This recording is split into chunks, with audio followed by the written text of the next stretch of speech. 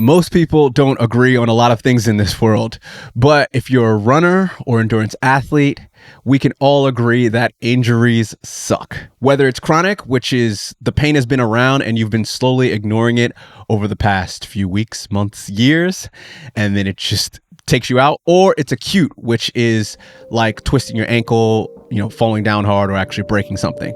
They all suck. But what do you do when you inevitably get injured, because it happens to the best of us? Find out that and more on this episode of Trees and D-Lake.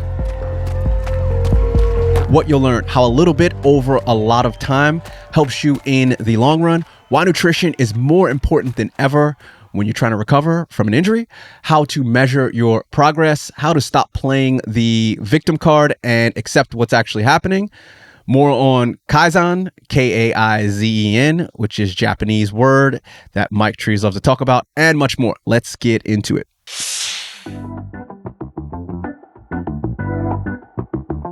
Doing the rehab to get the blood moving, or you're about to go, as much movement as you can do in a safe way. To get the movement, you need energy. So food and water, as you said, is your medicine. Tell me more about that. So in hospital, I must say the food was nutrition. I had an actual nutritionalist who came around and discussed my dietary needs, because I don't eat meat, a fish diet, vegetables, and we got all the stuff I needed. Also, it became more important than ever that I looked at the food, a natural form of medicine. So it wasn't the tastiest of food. It was bland. There was no salt. There wasn't much fat in it. It was sort of fish, it was rice, vegetables. I ate everything that they gave me because I knew that that was my medicine. So I sat down and I religiously, whether I was hungry or not, I didn't care about putting on weight. I just made sure that they'd come up with this diet. And that's so important that people forget that the food is your natural medicine. It is going to nourish you. Iron count now up to normally low, as it were. So I'm not going to have any problems in that sense. So it got high enough. It's a bit low, but it's fine. It will come up over the next few days and few weeks.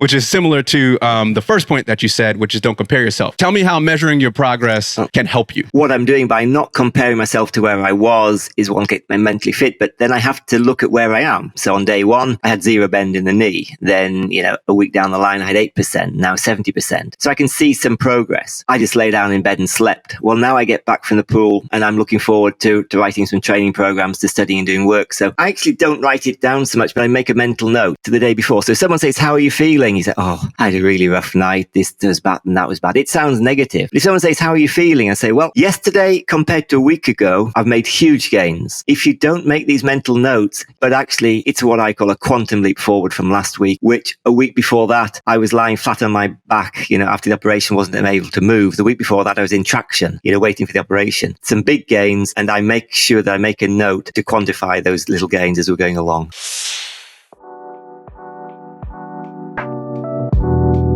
Tell me about Kaizen. Did I say it correctly? Kaizen, and how that is something that I think might be a mantra for you. So Kaizen is a Japanese word. It's actually come from artisan people, bakers and craftsmen. It's actually become an English term. If you look in the dictionary, it's in the English dictionary, Kaizen. It means improvement, constant improvement. And that's sort of my mantra, that, again, going back to the first point, I look at where I now and I try and go forward a little bit tomorrow. I don't really, look back and say that's where I was. I was where I was, and I can look back fondly at that. I look at where I am now and what can I do to make it a little bit better. I really struggle to put my right sock on. I mean, waiting for you to call, it took me 10 minutes to put it on. And eventually I managed to wiggle it on because the knee doesn't bend enough. I managed to get enough flexibility to get it on. And so that's a little progress. But those little things actually do a lot to your psyche to keep you in a positive frame of mind.